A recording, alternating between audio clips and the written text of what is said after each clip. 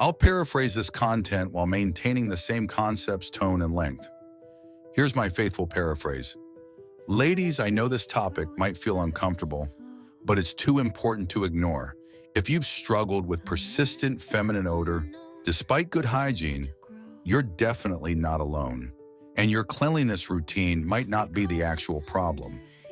Medical professionals are now alerting us that certain clothing habits, particularly for mature women, could be worsening the situation rather than helping. I'll guide you through 5 habits you should break immediately, plus share better alternatives to help you feel fresh and confident again. Before we begin, please like this video, subscribe to The Elder's Way, and comment comfort over fashion if you're ready to put your health first. Let's have a candid woman-to-woman chat. First habit, wearing tight synthetic underwear. I understand the appeal. We all want to feel put together with pretty lace, some shaping, or that secure feeling from snug undergarments. Perhaps you've worn the same underwear style for decades without thinking twice. But here's what no one mentioned when we were younger. Our bodies transform as we age. What worked perfectly at 30 or 40 can cause problems at 60, 70, and beyond. Tight underwear, especially made from synthetics like nylon, polyester, and spandex, creates heat and moisture buildup. When that moisture can't escape, bacteria flourish. The result? Unpleasant odors, irritation, and sometimes infections. My friend, let's call her Margaret, silently battled this issue. She felt embarrassed, thinking her diet or washing habits were inadequate. She began using harsh soaps, which only worsened things. The real culprit wasn't her hygiene, but her shapewear panties she'd worn for years, thinking they gave her a slimmer appearance. Once she switched to loose-fitting, breathable, 100% cotton underwear, her odor disappeared within days. That's how significant fabric choice is. My personal rule now, if it doesn't breathe, I don't wear it. Life's simply too short for uncomfortable lace and moisture-trapping spandex. Give yourself permission to prioritize freshness and comfort, because feeling good is the new attractive. Second habit, wearing the same pajamas multiple nights. This might ruffle some feathers because it's so common. Many of us have beloved pajamas. Soft, worn in, perhaps older than your youngest grandchild, with just the right stretchiness. You put them on after dinner, sleep in them, and sometimes wear them again the next night, maybe even longer. But doctors are warning us that repeatedly sleeping in unwashed pajama bottoms can harbor odor-causing bacteria where you don't want them. Even without heavy sweating, your body still produces moisture and natural oils during sleep. Your intimate area stays warm, covered, and becomes a bacterial breeding ground when contacting the same unwashed fabric repeatedly. Let me share from experience. Years ago, I'd wear the same pajama pants for 3 to 5 nights straight. They didn't smell bad, and I wasn't obviously sweating, so I assumed it was fine. But then I noticed a persistent, mild, musty odor. I increased my personal washing, purchased fancy soaps, but what actually solved it? Simply rotating my pajamas. Now I keep 3 pairs of sleep pants and rotate them every night or 2.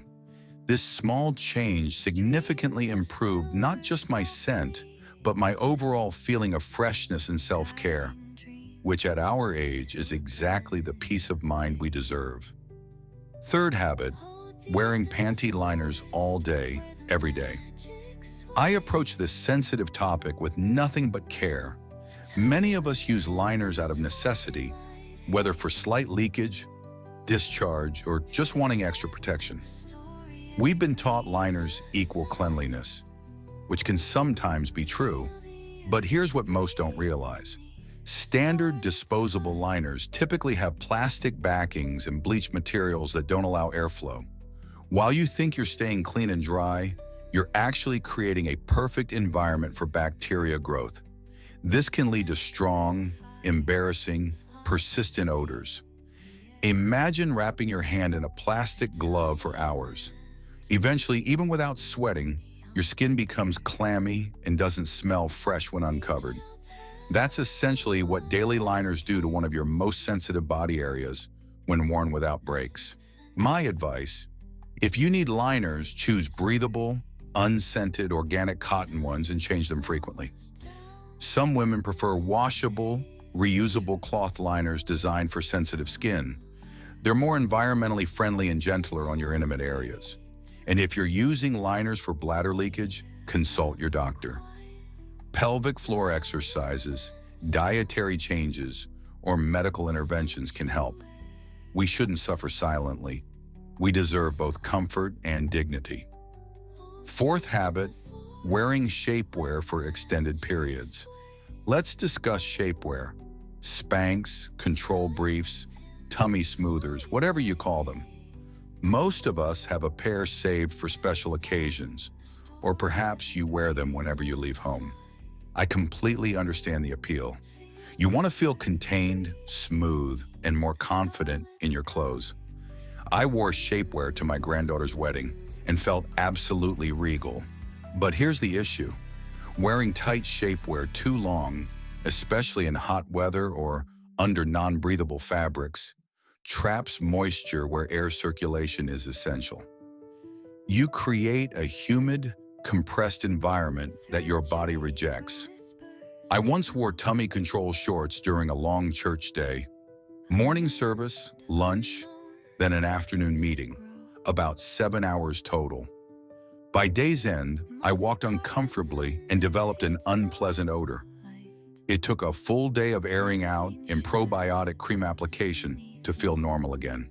Medical professionals warn that extended tight shapewear use can cause irritation, yeast infections, and strong odors. For mature women with more sensitive skin and age-related pH changes, these risks increase. My current approach: shapewear is an occasional treat, not daily wear.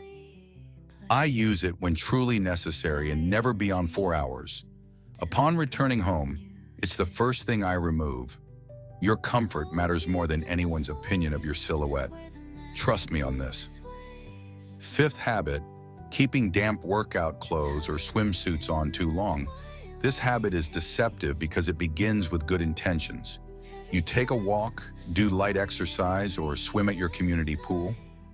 Feeling accomplished, you might sit for tea afterward while still in your damp leggings or swimsuit.